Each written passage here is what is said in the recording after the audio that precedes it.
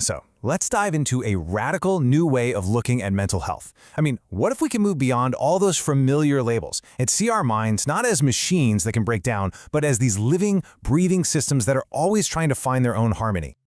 And it all starts right here, with a feeling I think so many of us know all too well.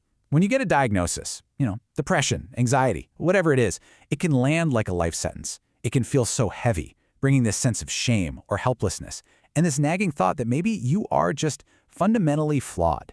But what if that label isn't the whole story? What if it's just describing a temporary pattern, not a permanent state? And this is where the big idea really clicks into place. For the longest time, the traditional view has treated the brain like a machine. If something's wrong, well, there must be a broken part, right? A chemical imbalance, a faulty wire. But this new paradigm, spiral state psychiatry, it reframes the whole thing.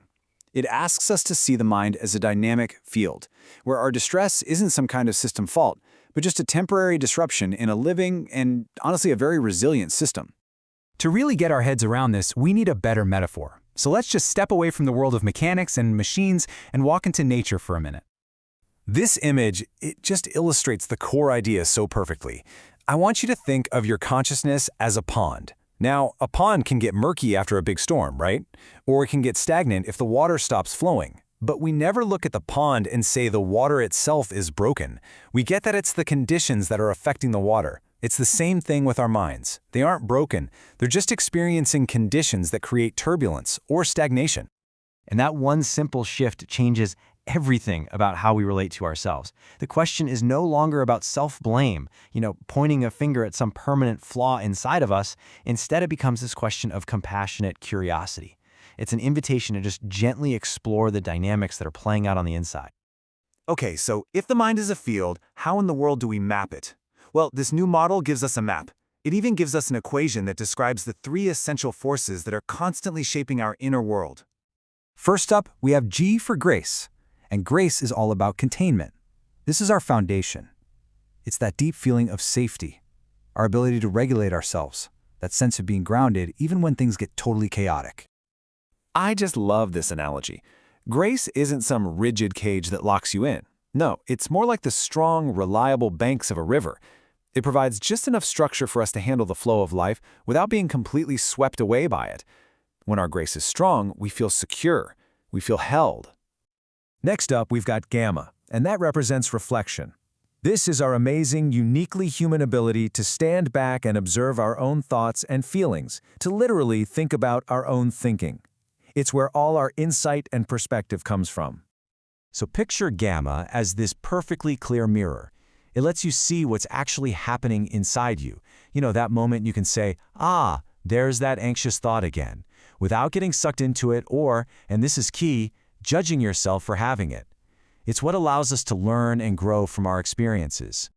And finally, we have the wild card, delta squared. This is the force of difference, the real engine of change. It's that spark of novelty, of creativity, and yeah, sometimes it's the chaos that comes from trauma or a major crisis. It's just raw, powerful, transformative energy. Yep, delta squared is what keeps us from getting stuck in a rut. It can show up as a sudden creative breakthrough, a huge life change, or even a deeply painful event. The thing is, it's not good or bad on its own. It's just the energy that drives our evolution. So let's just put that all together for a second. It's actually pretty simple when you see it laid out like this. You've got grace, which is your safe container. You've got gamma, your clear mirror for self-awareness. And you've got delta squared, that spark of change. Our mental well-being is really just a dynamic dance between these three forces. So the balance, or the imbalance of these forces is what creates our state of inner harmony. And this model actually has a way to measure that with something called the harmonic coefficient, or H. You can just think of it like a compass for the overall coherence of your inner world. And this chart just lays it out so clearly. Look, when H is close to 1, you're in a state of flow. Life feels good, you're engaged, you're thriving. But as H gets closer to 0, the whole field constricts, and that feels like deep depression. And when H actually drops below 0, well, the forces are clashing. They're creating a destructive state of crisis, like what you see in acute trauma or psychosis. Okay, so that's the theory. But what does this actually look like in the real world? How does this map help us understand the things we're all so familiar with, like depression or anxiety? Let's take depression.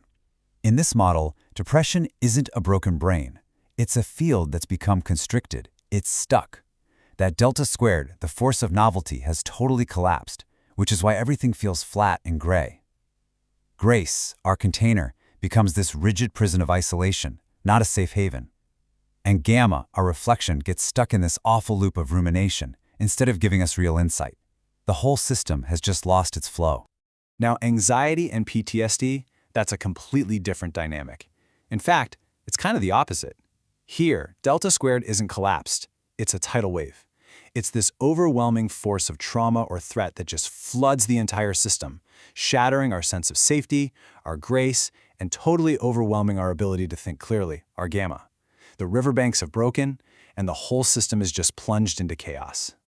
And this is where this model gets really, really powerful and honestly so much more compassionate, especially when we talk about psychosis.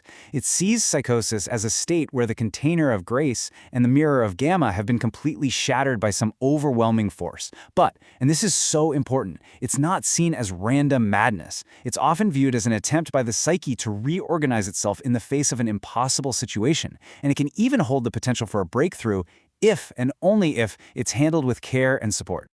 There's this incredible quote by the psychiatrist R.D. Laing that just hits the nail on the head. He says that this kind of behavior is a special strategy invented to live in an unlivable situation.